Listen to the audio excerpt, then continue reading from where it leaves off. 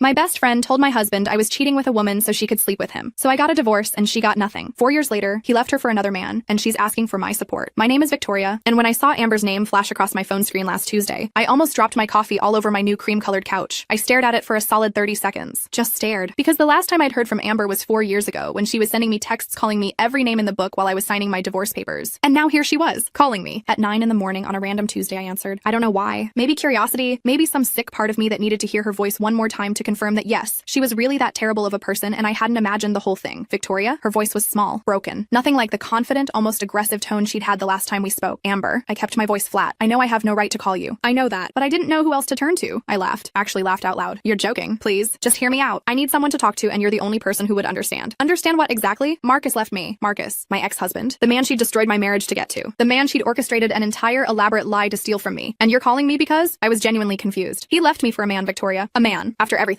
After what we did. After what I did. He was into men the whole time. I sat down slowly on my couch. My hand was shaking a little, but not from sadness or anger. From the sheer absurdity of it all. You want my support? I asked quietly. I just need someone who gets it. You were married to him. You know what he's like. I thought maybe we could talk. Maybe grab coffee. I know it's a lot to ask, but I'm really struggling here and I hung up, then I blocked her number. Then I poured myself a very large glass of wine even though it was 9 in the morning. Let me back up. Let me tell you how this whole thing started, because you need to understand just how calculated this was. How deliberate. How completely and utterly devastating. Amber and I had been best friends since college. We met freshman year at State University in a biology class neither of us wanted to be in. It was an 8 a.m. class which should be illegal. We bonded over our shared hatred of early morning lectures and our professor's weird obsession with fungi. Dr. Patterson, he had this creepy way of talking about mushroom spores that made everyone uncomfortable. Remember the first day Amber sat next to me? She had this wild curly red hair that she kept trying to tame with a headband. She wore oversized sweaters and had about 15 different colored pens in her backpack. She was organized in a way I wasn't. Detail-oriented, precise. Do you understand anything he's saying? She whispered to me during the second week. Not a single word. I whispered back. Want to study together? I'm Amber. Victoria. And yes, please. I'm drowning. That was it. That's how it started. Study sessions turned into coffee dates. Coffee dates turned into late-night dorm room conversations. We became inseparable. We knew each other's class schedules, had keys to each other's dorm rooms, shared clothes, shared secrets, shared everything. Sophomore year, we got an apartment together off campus. A tiny 2-bedroom place with questionable plumbing and a landlord who never fixed anything. But it was ours. We decorated it with posters and string lights and furniture from thrift stores. We had movie marathons every Friday, Taco Tuesdays, Sunday morning pancake traditions. I told Amber everything. About my family, about my dad who'd left when I was 12, about my mom who worked 3 jobs to keep us afloat, about my younger brother who I'd basically raised, about how I was terrified I'd fail out of college and disappoint everyone. Amber told me about her family too. Her parents who had stayed together but probably shouldn't have. Her older sister who was perfect and successful and impossible to live up to. Her struggles with anxiety, her fear that she'd never be good enough at anything. We held each other through breakups, bad test scores, family drama, everything. She was my person, my best friend, my sister in every way that mattered. Junior year, Amber started dating this guy named Bradley. He was terrible, controlling, possessive, the kind of guy who checked her phone and got mad when she hung out with me. I told her he was bad news. She didn't listen. They dated for 8 months before she finally saw it and ended things. I held her while she cried in our apartment, brought her ice cream, let her watch terrible romantic comedies on repeat, told her she deserved better, so much better. I don't know why I keep picking the wrong guys, she said one night, crying into a pint of chocolate chip cookie dough. Because you're not seeing your own worth, I told her. You're amazing, smart, funny, beautiful. The right guy is out there. He's just taking his sweet time finding you. She hugged me. I love you, you know that? I love you too. Senior year, Amber dated a few people casually, but nothing serious. She said she was focusing on herself, on graduating, on figuring out what came next. I supported that. Cheered her on. We both graduated with honors. Both got jobs in our fields. Both felt like adults for the first time in our lives. After graduation, we got another apartment together. A nicer one this time, in a better part of town. We were working full-time now, had real salaries, could afford furniture that wasn't falling apart. I met Marcus about 6 months after graduation. I was working at Henderson & Associates, a big marketing firm downtown. Marcus was an architect at the same building. We kept running into each other in the elevator, at the coffee shop across the street, in the parking garage. Finally, he asked me out. A simple, would you want to grab dinner sometime? I said yes. Our first date was at this Italian restaurant near the waterfront. We talked for 4 hours. He was easy to talk to, made me laugh, had this calm, steady energy that made me feel safe. He told me about his work, about designing buildings, about how he'd wanted to be an architect since he was a kid, building things with blocks. I told him about marketing, about my family, about my college years, about Amber. Your best friend sounds important to you, he said. She is. She's like my family. I'd love to meet her sometime. I brought him home that night. Not like that, just to hang out. Amber was in the living room watching television. She looked up when we walked in. Amber, this is Marcus. Marcus, this is my best friend Amber. She smiled, stood up, shook his hand. Nice to meet you. You too. Victoria talks about you constantly. All good things, I hope. Of course. They chatted for a bit. It seemed fine, normal. Amber seemed to like him. Marcus seemed comfortable. I felt happy that my best friend and my new boyfriend were getting along. We all hung out together sometimes after that. The 3 of us would grab dinner, go to movies, have game nights at the apartment. It felt natural, easy, like everything was falling into place exactly how it should. Marcus and I dated for 2 years. He was everything I thought I wanted. Stable, responsible, kind. He had a good job, got along with my family, made me feel secure in a way I'd never felt before. When he proposed, it was at the park where we'd had our 3rd date. He got down on one knee with a beautiful ring. Simple, classic, exactly my style. Will you marry me? He asked. Yes, I said without hesitation. Amber screamed when I told her. Actually, screamed, jumped up and down, hugged me so tight I could barely breathe. I'm so happy for you, she said. This is amazing. Oh my God, we need to start planning immediately. She threw herself into wedding planning with an intensity that surprised me. She researched venues, created spreadsheets, organized timelines, made Pinterest boards. She was more excited than I was sometimes. You don't have to do all this, I told her one day while we were looking at bridesmaid dresses. Are you kidding? This is what best friends do. Besides, I love this stuff. It's like my therapy. She helped me find my wedding dress, a simple ivory gown with lace sleeves. Nothing too fancy, just elegant and classic. When I came out of the dressing room wearing it, Amber cried. You look so beautiful, she said, wiping her eyes. Stop, you're going to make me cry too. I'm just so happy for you. You deserve this. You deserve everything. The bachelorette party was Amber's doing. She organized the whole thing, rented a beach house for the weekend, invited all my closest friends, planned activities, made matching t-shirts. It was perfect. I remember thinking how lucky I was to have a friend who cared so much. The wedding day was beautiful. June wedding. Outdoor ceremony. Perfect weather. My mom cried. My brother walked me down the aisle since my dad wasn't in the picture. Marcus looked handsome in his suit. Nervous but happy, Amber was my maid of honor. She wore a dusty rose dress, held my bouquet during the ceremony, fixed my train, made sure everything went smoothly. Her speech at the reception was touching. She talked about our friendship, about watching me fall in love, about how Marcus was the luckiest man alive to get to marry me. Everyone applauded. Some people cried. Marcus even looked a little emotional. I hugged her after. Thank you for everything. For being here. For being you. Always, she said. I'll always be here for you. Marcus and I bought a house about a year after the wedding. A cute 3-bedroom in the suburbs with a big backyard and a porch. We talked about kids, about building a life together, about growing old in this house. Amber came over all the time. She had her own key. Would show up for dinner. Pool days in the summer. Movie nights. Girls' days when Marcus was traveling for work. She was woven into our life completely. It felt normal. Like family. Looking back now, I can see things I missed. Little signs. The way she looked at Marcus sometimes when she thought I wasn't watching. How she always dressed a little nicer when she knew he'd be around. How she laughed extra hard at his jokes. How she found reasons to touch his arm when they talked. But at the time, I didn't see it. Didn't even think to look for it. She was my best friend. I trusted her completely. Marcus seemed to tolerate her. They'd joke around. Banter. Nothing that seemed inappropriate. He never gave me any reason to think he was interested in her. Never looked at her the way he looked at me. Never made comments about her. She was just my best friend. Part of the package. Or so I thought. This went on for 3 years of marriage. Everything seemed fine. Normal. We had our little routines. Our inside jokes. Our life together. I was happy. Genuinely happy. I had a good job. A good husband. A best friend I loved. A nice house. Everything was stable and secure and exactly what I'd always wanted. Then one morning in October, everything fell apart. I woke up that morning feeling good. It was a Saturday. Marcus had taken the day off. I'd planned to make a big breakfast. Spend the day together. Maybe work in the garden. Simple domestic stuff that made me happy. Marcus came into the kitchen while I was making pancakes. Blueberry pancakes because they were his favorite. I was humming along to music playing from my phone, feeling content. He stood in the doorway and he looked sick, pale, like he might throw up. We need to talk, he said. Those 4 words. The worst 4 words in the English language. I turned off the stove. My stomach immediately dropped. My hands started shaking. You know something's wrong when someone says those words. You just know. I sat down at the kitchen table. Marcus sat across from me. He wouldn't look at me. He was staring at the table. His hands were shaking too. What's wrong? I asked. My voice came out small. Amber came to see me yesterday at work. My first thought was that something had happened to her, that she was hurt or sick or in trouble. That's where my mind went. Because why else would she go to his work? Is she okay? I asked. She told me something. About you. I felt confused. About me? She said you've been having an affair. The world tilted. I actually felt dizzy. Like the room was spinning. What? She said you've been seeing someone. For months, a woman. She said she couldn't keep lying for you anymore. That it was eating her up inside. That she felt like she had to tell me because it wasn't fair to me. Marcus, that's insane. I'm not having an affair. Why would she say that? That doesn't make any sense. She had proof. My heart stopped. What proof? There is no proof because it's not happening. He pulled out his phone. His hand was shaking as he opened his photos. Showed me screenshots. Text messages between me and someone named Kate. Messages about meeting up. About keeping things secret. About how good it felt to finally be myself. About how I couldn't keep living a lie. I stared at those messages. Read them over and over. They were from my number. My actual phone number, but I had never sent them. I had never even met anyone named Kate. I didn't know anyone named Kate. Marcus, I didn't send these. I don't know who Kate is. Someone faked these. This isn't real. Your number is right there, Victoria. I checked. It's your number. I'm telling you, I didn't send them. This isn't real. Someone is lying. Why would Amber show you fake messages? This doesn't make any sense. You have to believe me. But even as I said it, something was clicking in my brain. Something I didn't want to believe. Something that made my stomach turn. She said she tried to talk to you about it multiple times. That you admitted everything to her. That you told her you were attracted to women and had been hiding it our whole marriage. That you told her you couldn't be with me anymore, but you didn't know how to tell me. That never happened. Marcus, I swear to you, that conversation never happened. I have never cheated on you. I have never had that conversation with Amber. I don't know what's going on, but someone is lying here and it's not me. He looked at me for a long moment, and I saw it, the doubt in his eyes. He wanted to believe me. Part of him did believe me, but Amber was convincing, and she'd brought evidence, and she was crying when she told him. He told me that later, that she was sobbing, that she seemed genuinely torn up about betraying my trust. I need some space, he said. I need to think about this, to process everything. Marcus, please, don't go. We can figure this out. We can call Amber right now. We can talk to her together. I can show you my phone, my real messages, my call logs, everything, please. But he was already standing up, already walking away. I'm going to stay at my brother's place for a few days. I just need time to think. Marcus, I can't look at you right now, Victoria. I'm sorry. I just can't. He left, packed a bag and left. And I sat there in my kitchen with half-made pancakes on the stove and my entire world falling apart around me. I called Amber immediately. My hands were shaking so hard I could barely dial. I was crying, hyperventilating, completely falling apart. Hello? She sounded normal, cheerful even, like nothing was wrong. What did you tell Marcus? Silence then. I'm sorry, Victoria. I really am. But I couldn't keep lying for you. I'm not having an affair. You know I'm not having an affair. What are you doing? I know this is hard. I know you're scared. But maybe this is for the best. Maybe Marcus deserves someone who can be honest with him, who can love him the way he deserves to be loved. Amber, what the hell is happening right now? Why are you doing this? I'm just trying to be a good friend to both of you. You're lying. You made this up. Those messages aren't real. I think you need to calm down, Victoria. I understand you're upset, but stop. Just stop. Why are you doing this? What did I do to you? She was quiet for a moment, then her voice changed, got colder, harder, a tone I'd never heard from her before. Because I'm tired of watching you waste him. My blood went cold. What? You don't appreciate what you have. You don't appreciate Marcus. You take him for granted. You always have. He deserves better than you. Are you serious right now? I'm just being honest. Something you should try sometime. You made up an entire affair. You fake text messages. How is that being honest? I don't know what you're talking about. I just told Marcus what you told me. If you have a problem with that, maybe you shouldn't have confided in me. I never confided in you. I never told you any of this because it never happened. You're upset. I get it. But you need to take responsibility for your actions. You did this, Victoria. Not me. She hung up. I stood there in my kitchen holding my phone, trying to process what just happened. My best friend, my person, the woman I'd known for years, the woman I trusted more than anyone, had just torpedoed my marriage, deliberately, methodically, with fake evidence and lies. And the worst part? I couldn't prove it. The text messages looked real. My number was on them. It was my word against hers. And she'd gotten to Marcus first. She'd cried to him, seemed genuinely concerned, played the torn friend perfectly. I looked at my phone, my actual phone, searched through all my messages. There was nothing to Kate, nothing to anyone that could be misconstrued as an affair. Just normal messages to friends and family and coworkers. I checked my call logs. Nothing suspicious. Nothing I couldn't explain. But how do you prove a negative? How do you prove that something didn't happen? I tried calling Marcus. He didn't answer. I texted him, begged him to come home, to talk to me, to let me explain. He didn't respond. I drove to his brother's house. His car was in the driveway, but he wouldn't come to the door. His brother Kevin answered instead. He doesn't want to see you right now, Victoria, Kevin said. He looked uncomfortable. Kevin, please. I need to talk to him. None of this is true. I didn't cheat. Someone is lying. He just needs time. Give him a few days. A few days for what? For this lie to settle in more? Kevin, you know me. You've known me for years. Do you really think I'd do this? He hesitated. I could see the doubt on his face. I don't know what to think, Victoria. I'm sorry. He closed the door. I drove home in a fog, walked into my house, my empty house, and just stood there. Everything looked the same, but nothing was the same. My entire life had just imploded, and I didn't know how to fix it. I called my mom, told her everything through sobs. She was furious. That girl is lying, my mom said. I never liked her. There was always something off about her. You never said that before? Because you loved her, and I didn't want to hurt you. But I always felt like she was jealous of you. The way she looked at your life, at Marcus, it wasn't right. Why didn't you tell me? Would you have believed me? She was right. I wouldn't have. I would have defended Amber, told my mom she was wrong. What do? I ask. You fight. You prove the truth. You don't let her get away with this. But I didn't know how to fight. How do you prove that text messages are fake when they have your number on them? How do you convince someone to believe you when there's evidence against you? I tried to explain everything to Marcus over the next few days. Called him, texted him, showed up at Kevin's house again. Finally, on day 3, he agreed to meet me. We met at a coffee shop, neutral territory. He looked exhausted, like he hadn't slept in days. I didn't cheat on you, I said immediately. I need you to hear me. I need you to believe me. I have never cheated on you. I have never been with a woman. I have never even thought about it. Those messages are fake. Someone created them. I think it was Amber. Why would Amber do that? I don't know. But she said something weird on the phone. She said I didn't appreciate you, that I took you for granted. Marcus, I think she has feelings for you. He looked shocked. That's crazy, is it? Think about it. She's always around, always finding reasons to be near you. She put so much effort into our wedding, into being part of our life. What if it wasn't about me? What if it was about you? You're grasping at straws. Am I? Look at my real phone. Look at my real messages. There's nothing there. Nothing suspicious. Nothing that could even be misinterpreted. Doesn't that tell you something? Phones can be deleted. Why would I delete messages but leave them on some other version that I somehow knew Amber would screenshot? He didn't have an answer for that. Marcus, please. I love you. I have only ever loved you. You have to believe me. I want to believe you. I do, but the evidence can be faked. People fake things all the time. There are apps for it. You can make fake text messages that look completely real. Why would Amber go through all that trouble? Because she wants you. Can't you see that? But he couldn't, or he didn't want to, because believing me meant believing that Amber had betrayed both of us, that she'd orchestrated this entire thing. And that was harder to accept than believing I'd cheated. We went to couples therapy. I insisted on it. Begged him to try. He agreed reluctantly. Our therapist was a woman named Dr. Chen. She was in her 50s, calm, professional, kind. She listened to both sides, asked questions, dug deeper. Victoria, can you walk me through your typical day? She asked in our second session. I did. Explained my work schedule. When I got home, what Marcus and I did in the evenings, where Amber fit into our routine. And you say these text messages that Marcus received screenshots of, you never sent them? Never. I've never even heard of anyone named Kate. Could someone have access to your phone? Could they have sent messages and deleted them? I mean, theoretically, but my phone is password protected, and I don't just leave it lying around. What about Amber? Does she know your password? I thought about it. No, I mean, she might have seen me type it in at some point over the years, but I don't think. And then I remembered, about 3 months ago, my phone had died while we were out together. I'd asked Amber to grab it from my house and bring it to me at work. I'd texted her my password so she could check for an important message I was expecting. She had my password, I said slowly. She had access to my phone. Marcus looked skeptical. Having access to your phone doesn't mean she'd fake messages, Victoria. But Dr. Chen looked interested. How long did she have your phone? I don't know. Maybe an hour. She had to drive to my house, get it, and bring it to my office. That's a long time. Long enough to install an app or to use a spoofing service. This is ridiculous, Marcus said. Amber wouldn't do that. How do you know? Dr. Chen asked gently. Have you considered the possibility that Victoria is telling the truth? I want to believe her, but you're letting evidence cloud your judgment. Evidence that could have been fabricated. Marcus, in my professional opinion, Victoria is telling the truth. I've been doing this for 20 years. I can tell when someone is lying, and she's not lying. I started crying. Finally, someone believed me, but Marcus still looked doubtful. The seed of doubt had been planted too deeply. Amber had done her job too well. We kept going to therapy, kept trying, but I could feel Marcus pulling away more and more. He looked at me differently now, like he didn't know who I was, like I was a stranger. He moved back home after 2 weeks at his brother's place, but things weren't the same. He slept in the guest room. We barely talked. We existed in the same space, but we weren't together. Not really. Amber kept calling me, texting me, saying she was worried about me, that she was there if I needed to talk, playing the concerned friend. I ignored her, blocked her number, but she'd call from different numbers, show up at my work. People are worried about you, she said one day when she cornered me in the parking lot. You look terrible. Are you okay? Stay away from me. I'm just trying to help. I know you're going through a hard time. I'm still your friend, Victoria. You're not my friend. You never were. That's hurtful. I know you're upset, but you destroyed my marriage. You know you did. And I'm going to prove it. She smiled. Actually smiled. Good luck with that. I went to the police, explained everything, asked if there was anything they could do. They said that without proof of who created the fake messages, there was nothing they could do. It wasn't technically illegal to show someone fake messages. Unethical, yes, but not illegal. I hired a private investigator, a guy named Raymond who specialized in digital forensics. I paid him a lot of money to look into everything, to find proof that those messages were fake. He worked on it for 3 weeks. Finally, he came back with results. The messages were created using a spoofing app, he said. It's called Text Faker. You can create realistic-looking conversations with anyone's phone number. They look completely real. There's no way to tell they're fake unless you have access to the actual phones involved. Can you prove Amber did it? Not definitively. The app is anonymous. Anyone could have done it. But given the circumstances and the fact that she had access to your phone and password around the time this all started, it's highly likely it was her. But you can't prove it, not in a way that would hold up in court. I'm sorry. I showed Marcus the investigator's report, showed him how the app worked, how easy it would be to create fake messages. This could have been anyone, he said. But it wasn't anyone. It was Amber. You don't know that for sure. Marcus, why are you defending her? I'm not defending her. I'm just trying to be rational, to look at all possibilities. The only possibility is that she lied. Why can't you see that? But he couldn't, or wouldn't. The damage was done. The trust was broken, and I couldn't fix it. After 4 months of trying, 4 months of therapy and crying and fighting and explaining, Marcus asked for a divorce. We were sitting in the living room. It was late. We'd just gotten back from another therapy session where we'd barely spoken. I can't do this anymore, he said. Can't do what? This, us. I can't live like this. Not knowing what's true. Not being able to trust you. I've never lied to you. I don't know that. I don't know anything anymore. And I can't be in a marriage where I don't trust my wife. So that's it? You're just giving up? I'm not giving up. I'm accepting reality. We can't fix this. Too much has happened. Too much has happened because Amber lied. Maybe she did. Maybe you did. I don't know. And that's the problem. I'll never know for sure. And I can't live with that uncertainty. I wanted to scream, to throw things, to make him see. But I was so tired, so exhausted from fighting, from trying to prove my innocence, from carrying the weight of someone else's lies. Fine, I said. If you want a divorce, we'll get a divorce. Victoria, no, you've made up your mind. You've decided to believe a liar over your wife. So fine. Let's end this. I moved out 2 weeks later. Stayed with my mom. Couldn't stand being in that house anymore. Marcus could have it. I didn't want it. Didn't want any of it. The divorce was brutal. Not because we fought over things, but because it represented the death of everything I'd believed in. My marriage, my friendship, my life. All of it gone because of one person's lies. We divided everything quickly. I didn't fight him on any of it. I just wanted it over. Wanted to stop feeling like I was drowning every single day. The papers were signed in October, 1 year after everything fell apart. I remember because the leaves were falling and everything felt like it was dying. Marcus took most of the furniture. I took my clothes, some photos, a few personal items. That was it. 7 years of relationship, 3 years of marriage, reduced to a few boxes. I signed the papers in a lawyer's office. Marcus was on one side of the room. I was on the other. We didn't speak, didn't look at each other. Just signed and left. I walked out of that building feeling numb, empty, like someone had scooped out my insides and left just the shell. My phone started buzzing immediately. Text messages from Amber. I heard about the divorce. I'm so sorry. Are you okay? If you need anything, I'm here for you. I know we haven't talked in a while, but I'm still your friend. I blocked her. Again. I'd blocked her so many times. She always found new ways to contact me. Then 2 weeks after the divorce was finalized, my friend Jessica called me. You need to see something, she said. She sounded angry. Really angry? What? Just come to Riverside Cafe. Now. Trust me. I almost didn't go. I was staying at my mom's house, living in my childhood bedroom, barely getting out of bed, going to work and coming straight back, existing but not really living. But something in Jessica's voice made me go. I drove there in a fog. Found Jessica sitting at a corner table. Her arms were crossed. Her face was red. She looked furious. Look over there, she said, nodding toward the patio. I looked. Marcus and Amber were sitting together. His arm was around her shoulders. She was laughing at something he said, leaning into him, looking at him the way she used to look at him when she thought no one was watching. He leaned in and kissed her. I felt like I'd been punched in the stomach, like all the air had been sucked out of my lungs. How long have they been together? I managed to ask. I don't know, but apparently it's not new. Maya saw them together 3 weeks ago at that Italian place downtown, the one with the outdoor seating. She didn't want to tell you while the divorce was still happening. Didn't want to hurt you more than you were already hurting, but I told her you needed to know. 3 weeks ago would have been right after the papers were filed, right after it was officially over. But it had probably started before that, way before that. Maybe it had started the moment she told him her lies. She did this on purpose, I said quietly. She destroyed my marriage so she could have him. Jessica reached across the table and took my hand. I know, I'm so sorry. I should have seen it. We all should have seen it. How could you have known? I didn't see it. And I was right there the whole time. Do you want to leave? We don't have to stay here. No, I want to watch. I want to see them. So we sat there. And I watched my ex-husband with my ex-best friend. Watched them act like a couple. Like they were happy. Like they hadn't destroyed someone's life to get to this point. After about 20 minutes, Amber looked over and saw me. Her face went pale. She said something to Marcus. He looked over too. Made eye contact with me. I didn't look away. Didn't cry. Didn't react. Just stared at them. Marcus looked uncomfortable. Guilty. Amber looked defiant. Like she'd won. Like she'd gotten exactly what she wanted. They left a few minutes later. Rushed out like they couldn't get away fast enough. I'm going to throw up, I said. Jessica drove me home. Stayed with me. Held me while I cried. While I screamed into a pillow. While I finally let myself feel the full weight of what had been done to me. She planned this whole thing, I said through tears. Every single part of it. She wanted him. So she made up a lie that would make him leave me. And then she swooped in to comfort him. To be there for him. And it worked. She's evil, Jessica said. Genuinely evil. And he believed her. He chose to believe her over me. That's on him. Not you. But it didn't feel that way. It felt like I'd done something wrong. Like I'd failed somehow. somehow, even though logically I knew I hadn't. Amber started posting about their relationship on social media, pictures of them together, captions about finding unexpected love, about how sometimes the right person has been there all along, about how grateful she was for second chances. The comments were full of people congratulating them. Nobody knew what she'd done. Nobody knew she'd destroyed my life to get him. Some of our mutual friends started dropping me. They believed her version of events, that I'd cheated, that I'd hurt Marcus, that Amber was just helping him pick up the pieces, that she'd tried to be there for me too, but I'd pushed her away. I lost friends. I lost my reputation. People I'd known for years stopped talking to me, stopped inviting me to things, looked at me differently when they saw me in public. I became the villain in a story where I was actually the victim. One of our old college friends, Melissa, called me one day. "I need to ask you something," she said, "and I need you to be honest with me." "Okay, did you really cheat on Marcus?" "No, I swear to you I didn't. Amber made the whole thing up. Why would she do that?" I explained everything. The fake messages, the spoofing app, how she'd had access to my phone, how she'd wanted Marcus for herself. Melissa was quiet for a long time. "That's insane. I know it sounds insane, but it's the truth. I believe you." I started crying. "You do?" "Yeah, I've been thinking about it, and Amber always did seem a little too interested in your relationship with Marcus. I just thought she was being a good friend, but now it makes sense. Will you tell people? Will you tell them what really happened?" "I'll try." But Victoria, people believe what they want to believe. Amber's version is simpler, more dramatic. People love a scandal. They're not going to want to believe it was all a lie. She was right. Even the people who believed me couldn't undo the damage. The narrative was set. I was the cheater. Amber was the supportive friend who ended up with a heartbroken husband. It was almost poetic in its cruelty. I fell into a deep depression. I couldn't eat, couldn't sleep, could barely function. I'd go to work and sit at my desk and stare at my computer without actually doing anything. My boss pulled me aside one day. "Victoria, I'm worried about you. You're not yourself lately. Is everything okay?" I broke down, told him everything. The divorce, the lies, the isolation. He was kind about it. Gave me 2 weeks off, told me to take care of myself, to see a therapist, to focus on healing. I did see a therapist, Dr. Martinez, a woman in her 40s who specialized in trauma and betrayal. "What you went through is a form of abuse," she told me in our first session. "Emotional abuse, manipulation, gaslighting. Amber systematically destroyed your support system, your marriage, your reputation. That's not normal friendship conflict. That's calculated cruelty. So I'm not crazy? You're not crazy. You're traumatized. There's a difference." We worked together twice a week for months. She helped me process everything, helped me understand that none of this was my fault, that I couldn't have prevented it or seen it coming, that some people are just capable of terrible things. "Why me?" I asked one day. "Why did she target me specifically?" "Because you had something she wanted. And some people, when they want something badly enough, will do anything to get it. They don't think about the consequences, don't think about the people they hurt. They just focus on the goal." Have you seen cases like this before? Unfortunately, yes. More often than you'd think. Friends who betray friends, family members who turn on each other. It's always devastating, but it's not uncommon. How do people recover from this? The same way you're recovering. One day at a time. With support. With therapy. With time.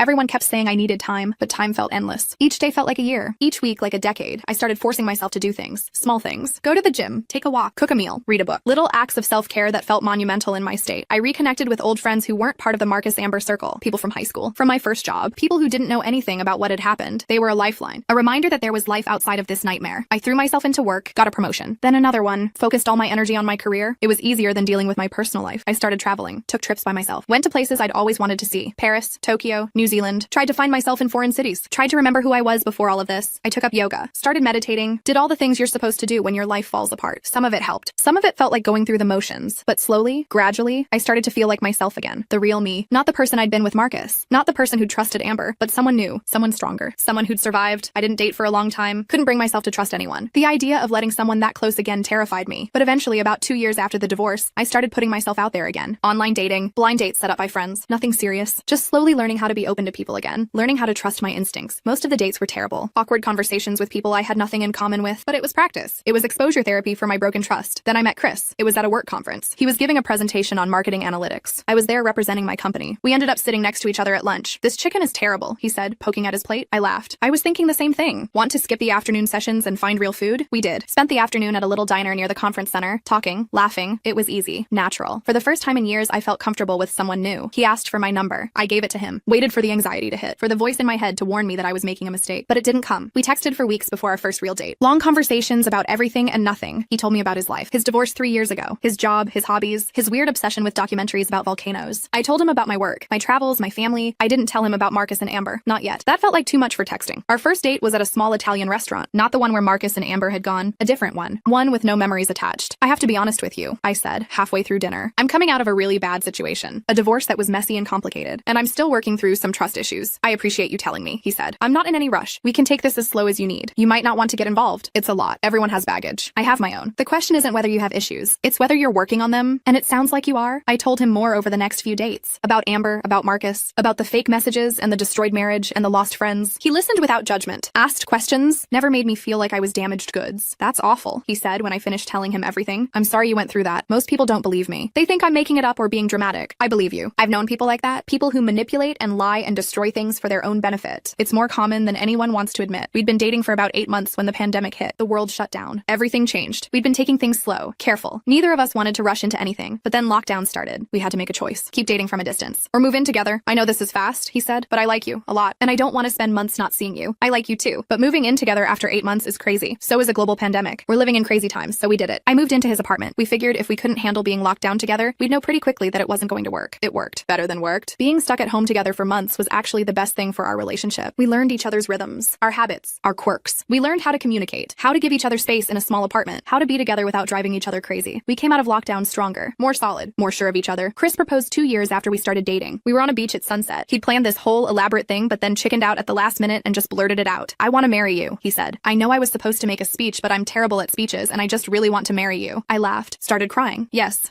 I want to marry you too. The ring was perfect, simple, elegant, nothing like my first engagement ring. This one felt like mine. Like us. We got married in a small ceremony, just close friends and family. Jessica was my maid of honor. My brother walked me down the aisle again. This time it felt different, real, based on actual love and trust and partnership. Marcus and Amber weren't invited, obviously. I hadn't thought about them in months. They were part of a past that felt like it belonged to a different person. My wedding to Chris was everything my first wedding wasn't. It was intimate, honest, full of people who actually loved and supported us. No one was there with hidden agendas. No one was planning to destroy it. We honeymooned in Greece, spent 2 weeks exploring islands and eating amazing food and being ridiculously happy. I was happy, genuinely happy. I'd built a whole new life, and it was better than anything I'd had before. I barely thought about Marcus and Amber anymore. They were footnotes in my story, not chapters, not even paragraphs. Just a brief mention of something bad that had happened once, but was over now. Then 4 years after my divorce from Marcus, Amber called. I've already told you about that call, about how she said Marcus had left her for a man, about how she wanted my support. But let me tell you what happened after I hung up and blocked her. I sat on my couch for a long time, processing. My hands were shaking, not from emotion, just from the sheer audacity of it all. Chris came home from the gym, found me sitting there staring at the wall. You okay? He asked. Amber called. He sat down next to me. What did she want? I told him. About Marcus leaving her. About how it was for a man. About how she'd asked for my support. That's wild, he said. She actually had the nerve to call you? She sounded broken. Like really broken. Good, she deserves it. I know she does. But it's weird. I thought I'd feel more satisfaction, like this big sense of justice. But I just feel empty about it. That's because you moved on. She hasn't. She's still living in that drama. You're not. He was right. But I couldn't stop thinking about it. A few days later, I got a Facebook message from someone named Trevor. I didn't recognize the name. He had mutual friends with Marcus. I almost didn't open it. But curiosity won. Hi, Victoria. You don't know me, but I'm Marcus's partner. I know this is probably weird, and you have every right to ignore this message. But I wanted to reach out because I heard what Amber did to you. Marcus told me everything, and I thought you deserved to know the truth. I stared at that message for a long time. Then I replied, Hi, Trevor. What truth? We messaged back and forth for a bit. Then he asked if we could talk on the phone. I agreed, gave him my number. He called a few minutes later. Thanks for answering, he said. His voice was warm, kind. I know this is strange. It's definitely strange. But I'm curious. What did you want to tell me? Marcus feels terrible about what happened with you. He knows Amber lied. He figured it out about 6 months into their relationship. My heart stopped. He knew she lied. She slipped up. They were arguing about something. I don't know the details, but she said something about the text messages that didn't make sense. How she'd had to be really careful about the timestamps or something. He confronted her. Eventually, she admitted she'd faked them, used some app to spoof your number. She'd planned the whole thing. I felt dizzy. And he stayed with her for a while. He was already in too deep. The divorce had happened. Everyone believed the lie. He didn't know how to undo it. And I think part of him was still running from himself, from who he really was. Amber was convenient. A way to keep pretending. Pretending what? Trevor was quiet for a moment. That he was straight. That he wanted the life he thought he was supposed to want. The wife, the kids, the house in the suburbs. All of it. He's gay? Yeah, he came out about a year ago, officially. But he's known for a long time. Since high school, probably. Maybe earlier. And your relationship with him started about a year and a half ago. We were friends first. I knew he was struggling. Knew he was figuring things out. One thing led to another. Does Amber know about you? No. He left her, but he didn't tell her why. He just said it wasn't working. That he couldn't do it anymore. She doesn't know he's with me. Doesn't know he's out. Why are you telling me all this? Because Marcus wanted me to. He's too ashamed to reach out himself. But he wanted you to know he's sorry. That he knows what he did was unforgivable. That you deserved better. I didn't know what to say. Part of me was angry. Furious that he'd known the truth and stayed with Amber anyway. That he'd let everyone keep believing I'd cheated. That he'd let me lose friends and my reputation and everything. But another part of me understood. He'd been running from himself. And that made him hurt people he shouldn't have hurt. Including me. Amber has been calling him. Trevor continued. Crying, begging him to come back. She doesn't know he's with me. She thinks he just got scared or something. That he's going through a phase. He hasn't told her? No, he doesn't owe her anything. After what she did to you, to him, he's done with her. She called me too, I said. Wanted my support. Wanted me to comfort her because her relationship fell apart. That's pretty rich considering she destroyed yours to get him. That's what I thought. We talked for a while longer. Trevor told me about how Marcus had finally come out. How difficult it had been. How his family had reacted. How he was trying to make amends for the pain he'd caused. He's not a bad person, Trevor said. He's just someone who spent a lot of years hating himself. And that made him make bad choices. I don't forgive him, I said. Not really, but I understand a little better now. That's fair. That's more than fair. After we hung up, I sat there processing. Marcus had known. He'd known Amber lied and he'd stayed with her anyway. He'd let me be the villain in a story where I was actually the victim. That hurt. A lot, even after all this time. But it also explained so much. Why their relationship had seemed hollow. Why he'd looked miserable. Why it had all fallen apart. He'd been using her the same way she'd used me. Neither of them had gotten what they really wanted. And they'd both ended up alone. The next day, Amber called from a different number. I don't know how she got it. Probably mutual friends who didn't know the whole story. I answered without thinking. Victoria, please don't hang up. How did you get this number? I know you hate me. I know you have every right to. But I'm drowning here. I have nobody. You're the only person who would understand understand what I'm going through. Understand what? That you destroyed my marriage and now yours fell apart too? That you lied and manipulated and schemed and got exactly what you deserved? I made a mistake. A huge mistake. I was jealous. I thought I loved him. I thought if I could just have him, everything would be perfect. So you decided to ruin my life? I'm sorry. I'm so sorry. I've regretted it every single day. You have to believe me. I don't have to believe anything. And I don't have to give you anything. Not my time. Not my forgiveness. Not my support. Please. I have nobody left. Everyone knows what I did. Marcus told people. I've lost all my friends. My job. Everything. I'm completely alone. Good. How can you be so cold? I laughed. It came out harsh, bitter. How can I be so cold? You faked text messages. You lied to my husband. You destroyed my marriage. You took my friends, my reputation, everything. And you did it all so you could sleep with him. So you'll excuse me if I'm not falling over myself to comfort you now that it blew up in your face. I was in love with him. You were obsessed with him. There's a difference. And you know what the funny part is? He was never going to love you back. Not really, because he was never into women at all. You destroyed my life for nothing. Absolutely nothing. She was crying now. Big gulping sobs. I know I messed up, but I'm begging you, please just talk to me. Just be there for me. I don't have anyone else. That's not my problem. You made your choices. Now you get to live with them. I don't want to live with them. I can't take this anymore. I just want everything to stop. My blood went cold. What do you mean? I just want it all to be over. The guilt, the shame, the loneliness. I can't do this anymore. Amber, if you're thinking about hurting yourself, you need to call someone. A professional. A hotline. Not me. There's nobody else. You're the only person who would understand. Please. I'm asking for help. Call a hotline. Call a therapist. Call your family, but don't put this on me. I'm not responsible for you. I'm not responsible for the consequences of your actions. I'm sorry. I'm so sorry. For everything. I wish I could take it all back. So do I. But you can't. And I can't help you. I hung up. Then I sat there shaking. Part of me felt bad. Part of me wanted to help her despite everything. But the bigger part of me knew this was just another manipulation. Another attempt to control the narrative. To make me feel guilty. To pull me back into her drama. I called Trevor. Told him what Amber had said. He said he'd have Marcus check on her. Make sure she was okay. Make sure she was safe. But that was all I could do. All I was willing to do, I blocked the new number. Told Chris about the call. He held me while I cried. Not because I was sad for Amber, but because it brought everything back. All the pain. All the betrayal. All the years of rebuilding. You did the right thing, he said. She doesn't get to hurt you anymore. I keep thinking about her. About how miserable she must be. And part of me feels guilty for not helping. That's because you're a good person. But feeling guilty doesn't mean you should do anything. She made her choices. She has to live with them. What if she actually does something? What if she hurts herself and it's because I didn't help? Then that's on her, not you. You're not responsible for someone else's mental health, especially not someone who destroyed your life. He was right. I knew he was right. But guilt is a powerful thing. Over the next few weeks, I heard through the grapevine what was happening with Amber. Jessica called me one day. I heard Amber was in the hospital. My stomach dropped. What happened? I don't know the details, but apparently her family intervened. Got her into some kind of program. She's getting help. Is she okay? Physically, yes. Mentally, I don't know. But she's alive. I felt relief. Despite everything, I didn't want her dead. I just wanted her out of my life. There's more, Jessica said. She's been telling people her version of events. That you abandoned her in her time of need. That you were cruel and heartless when she reached out. That some friend you turned out to be? Of course she is. Some people believe her, but most people know the truth by then. Marcus told enough people what really happened. About the fake messages. About her lies. About how she deliberately destroyed your marriage. I don't care what people think anymore. I'm done with all of it. Good, you should be. You've moved on. You're happy. That's what matters. She was right. I had moved on. I was happy. Genuinely happy with Chris. With my life. With who I'd become. Amber was still stuck in the wreckage of what she'd caused. Still dealing with the consequences. Still alone. And that was justice enough for me. Life went back to normal. Or as normal as it gets. Chris and I started talking about buying a bigger house. Maybe starting a family. Normal couple stuff. Happy stuff. We found a house we loved. A beautiful place with a big backyard and a porch swing. We put in an offer. It was accepted. We moved in a month later. I decorated every room with Chris. Made it ours. Filled it with memories and laughter and love. No ghosts from the past. No shadows. Just us building something new. We hosted barbecues. Had friends over. Game nights. Movie nights. Chris's family came to visit. My mom came for holidays. The house was full of life. I got another promotion at work. A big one. Senior vice president. More money. More responsibility. But also more satisfaction. I was good at what I did. Really good. And I'd worked hard to get there. Chris started his own business. A consulting firm. It took off faster than either of us expected. He was talented, smart, driven. Watching him succeed made me so proud. We adopted a dog. A goofy golden retriever we named Cooper. He was ridiculous. Thought he was a lapdog even though he weighed 70 pounds. Slobbered everywhere. Stole food off the counter. We loved him completely. Life was good. Really good. Better than I'd ever imagined it could be. I barely thought about Marcus and Amber anymore. They were part of a past that felt distant. Unimportant. Like something that had happened to someone else. Then one Saturday morning, everything came full circle. I was at the grocery store. Just doing normal weekend shopping. Chris was at home watching the game. I was in charge of food. I was in the produce section trying to pick out avocados when I looked up and saw him. Marcus. He looked different. Lighter somehow. Like a weight had been lifted. His hair was a little longer. He was dressed more casually than I remembered. Less put together. More relaxed. He was with Trevor. I recognized him from his Facebook photos. They were laughing about something. Marcus's hand was on Trevor's lower back. Casual. Comfortable. The way you touch someone you really love. I froze. Part of me wanted to leave. To avoid this whole situation. To pretend I hadn't seen them. But I was tired of running from my past. Tired of letting Marcus and Amber have power over me. Even in memory, I walked over. Marcus. He turned. His face went pale. Complete shock. Victoria, hi. Hi. Trevor looked between us. Then recognition crossed his face. I'm going to go grab some things from the other aisle. Give you two a minute. He touched Marcus's shoulder reassuringly and walked away. We stood there awkwardly. Two people who used to share a life. Who used to know everything about each other. Now complete strangers. You look good. Marcus said finally. Thanks. You too. I'm glad I ran into you. I've wanted to talk to you for a long time. Trevor reached out. Told me about everything. I know. I asked him to. I was too much of a coward to do it myself. He took a deep breath. I'm sorry, Victoria. For all of it. For not believing you. For letting Amber manipulate me. For throwing away our marriage instead of dealing with my own issues. For staying silent silent when I knew the truth. You deserved so much better than what I gave you. I looked at him, really looked at him, and I realized something. I wasn't angry anymore. I wasn't hurt. I just felt sad for both of us, for all the time we'd wasted, for all the pain that could have been avoided. I forgive you, I said, and I meant it. What Amber did was terrible, but you were struggling with your own stuff. I get that now. I'm sorry you felt like you couldn't be yourself, that you had to hide who you were. His eyes filled with tears. Thank you. That means more than you know. I should have come out years ago, before I got married, before I hurt you. But I was scared, ashamed, thought I could just force myself to be what everyone wanted me to be. Are you happy now with Trevor? Yeah, I really am. For the first time in my life, I feel like I'm actually living instead of just pretending. Being with him, being out, it's like I can finally breathe. I'm glad. I really am. What about you? Trevor said you got married again. I did. His name is Chris. He's wonderful. We're really happy. Actually happy, you know? Not just going through the motions. Good. You deserve that. You always did. I'm sorry it took me so long to say that. We talked for a few more minutes. About work. About life. About nothing important. Safe topics. Surface level stuff. Then Trevor came back and Marcus introduced us properly. It's nice to finally meet you, Trevor said. Marcus has told me a lot about you. You too. Thanks for reaching out, for telling me the truth. It was the right thing to do. We all chatted briefly, then went our separate ways. As I was walking to my car, Marcus called after me. Victoria, wait. I turned. I need you to know something. Amber knew. About me. About my sexuality. She knew before she made up those lies. I felt my blood run cold. What? She'd asked me about it once. Years ago. At your wedding, actually. She'd noticed me looking at one of the groomsmen and made a comment. I denied it, but she knew. And she used it. Told me that if I stayed with her, she'd keep my secret. That we could have a normal life. That I could keep pretending. She blackmailed you? Not explicitly. But yeah, essentially. I was terrified of anyone finding out. So I stayed. Tried to make it work. But I couldn't keep living a lie. Finally, I told her I was done. That I was coming out. That's when I left. And that's why she's so desperate now. Because she lost her leverage. Yeah, she's been threatening to out me to my family, to my work, but I beat her to it. Came out on my own terms. So she has nothing left to hold over me. Marcus, I'm sorry. I had no idea she was that manipulative. Neither did I. Not until it was too late. I'm sorry she dragged you into it. You didn't deserve any of this. We said goodbye again. This time it felt final. Like a chapter really closing. I got in my car and just sat there for a minute, processing everything. Marcus had been trapped. Just like I'd been trapped. Both of us victims of Amber's manipulation in different ways. I drove home, walked in to find Chris on the couch with Cooper. Both of them watching football. Both of them completely comfortable. Hey babe, Chris said. Get everything? Yeah, and I ran into Marcus. He muted the game. How was that? Weird, but okay. Good actually, we talked. Really talked. I told him everything. About the conversation. About Amber knowing Marcus was gay. About the blackmail. All of it. That's next level manipulation, Chris said. She really did plan everything. Yeah, she did. But you know what? I don't care anymore. She's not my problem. She's not my concern. She's just someone who used to be in my life and isn't anymore. Good. That's healthy. I feel lighter. Like I needed that closure with Marcus. To see him happy. To know he escaped too. Chris pulled me close. You're amazing. You know that? You went through hell and came out stronger. Not everyone can do that. I had help. I had you. And you'll always have me. We spent the rest of the day just being together. Watching football. Playing with Cooper. Making dinner. Normal, boring, wonderful stuff. That night, lying in bed, Chris asleep next to me, I thought about everything. About the journey I'd been on. About how far I'd come. 5 years ago, I'd been broken. Destroyed. My life in ruins. My trust shattered. My reputation gone. And now I was here. In a house I loved. With a husband I adored. With a career I was proud of. With friends who supported me. With a dog who thought I was the greatest person alive. Amber had tried to destroy me. And for a while, she'd succeeded. But I'd rebuilt. I'd survived. I'd found something better. Something real. And she was still stuck in the wreckage of what she'd caused. Still dealing with the consequences of her choices. Still alone. That was poetic justice enough for me. A week later, I heard from Jessica that Amber had moved away. Left town entirely. Started over somewhere new where nobody knew her story. Good for her, I said. I hope she finds peace. I hope she learns from what happened. I hope she becomes a better person. That's generous of you, Jessica said. I'm not being generous. I'm being honest. I hope she gets help. I hope she figures out whatever's broken inside her that made her do what she did. But I also hope she stays away. Far away. She won't bother you again. Her parents reached out to some mutual friends. Asked them to make sure everyone knew that Amber was working on herself. Getting therapy, taking responsibility. They seemed genuinely mortified by what she did. Her parents aren't responsible for her actions. But I appreciate that they're trying to make amends. They wanted to reach out to you directly. I told them you'd moved on and didn't want contact. Thank you. That was the right call. Life continued. Chris and I celebrated our second anniversary. Took a trip to Italy. Ate amazing food. Drank too much wine. Made incredible memories. We started trying for a baby. It happened faster than we expected. I found out I was pregnant 3 weeks ago. We haven't told anyone yet. Just sitting with the joy of it for a bit. My life is full. My heart is full. My future is bright. And Amber is just a cautionary tale I sometimes tell at dinner parties. About betrayal and karma. And how the universe has a funny way of balancing things out. People always ask if I ever responded to her letter. If we ever talked again. If there was closure. And I tell them no. Because sometimes the best closure is moving forward. Building something new. Refusing to let the past anchor you to pain. Amber wanted my support. My forgiveness. My absolution. But I didn't owe her any of that. I owed myself peace. And happiness. And a life lived on my own terms. And that's exactly what I gave myself. Last month, something unexpected happened. I got an email from Amber's therapist. She'd given permission for the therapist to reach out. The email was professional. Explained that Amber was in intensive therapy. That she'd been diagnosed with several personality disorders. That she was working on taking genuine responsibility for her actions. She doesn't expect a response, the therapist wrote. And I'm not asking for one on her behalf. But as part of her treatment, she wanted you to know that she understands the full weight of what she did. That she's not making excuses. That she knows she destroyed your life for her own selfish reasons. And that she will spend the rest of her life working to become someone better. I read that email 3 times. Then I deleted it. Not out of anger. Not out of spite. But because it didn't matter. Her journey to becoming better wasn't my concern. Her therapy wasn't my responsibility. Her guilt wasn't mine to absolve. I told Chris about it later that night. Do you think you'll ever forgive her? He asked. I don't know. Maybe someday. But right now I don't need to. Forgiveness isn't something I owe anyone. It's something I give when I'm ready. If I'm ever ready, that's fair. The truth is, I don't think about about her much anymore. When I do, it's more like remembering a bad dream than actual anger. She's not part of my life. She doesn't get to be part of my future. What about Marcus? Marcus I've actually forgiven. Not completely, but enough, because he was trapped too. By his own fears. By his own denial. By Amber's manipulation. He hurt me, but he was hurting himself more. You're incredibly strong, you know that? I'm not strong. I'm just stubborn. I refuse to let what she did define me. I refuse to stay broken. We found out we're having a girl. A little girl who will never know about Amber. Who will grow up in a house full of love and trust and honesty. Who will never have to wonder if the people closest to her have hidden agendas. Chris and I are already planning. Decorating the nursery. Buying tiny clothes. Reading parenting books. Arguing about names. What about Victoria? Chris suggested one night. Absolutely not. I'm not naming my daughter after myself. That's weird. Victoria Jr. VJ for short. You're impossible. We settled on Emma. Simple, classic, beautiful Emma Grace, our daughter. Our future. Our fresh start. I'm due in 3 months. 3 months until my life changes again. But this time it's a change I'm choosing. A change I'm excited about. A change built on love and partnership and trust. Not destruction. Not lies. Not manipulation. Just love. So no, Amber, you don't get my support. You don't get my forgiveness. You don't get to be part of my story anymore. You get to live with what you did. Figure out your own way forward. Carry your own weight, and I get to be happy. To build a family. To love and be loved. To wake up every morning grateful for the life I have, which in the end is the best revenge of all. Not because I'm trying to hurt you. Not because I want you to suffer, but because I've moved on so completely that you don't even register as important anymore. You're just someone I used to know. Someone who did a terrible thing. Someone I survived. And surviving you. Overcoming what you did. Becoming stronger because of it. That's my victory. You wanted to destroy me. You wanted to take everything I had. You wanted to win, but you didn't. I won. Not by being cruel. Not by revenge. Not by holding on to anger. I won by letting go. By rebuilding. By refusing to let your actions define my worth or my future. I won by being happy. And that happiness, that peace, that love, that's something you can never take from me. Because I built it. I earned it. I fought for it. It's mine. And you get nothing. Except the knowledge that you destroyed something beautiful for nothing. That you hurt someone who loved you for nothing. That you sacrificed everything. Your integrity, your friendships, your reputation, for a man who could never love you back. That's your karma. That's your consequence. That's your lesson to learn. And I get to watch my daughter grow up, hold my husband's hand, build a life full of people who genuinely care about me, create memories that matter. I get my happy ending. And you get exactly what you deserve. Nothing.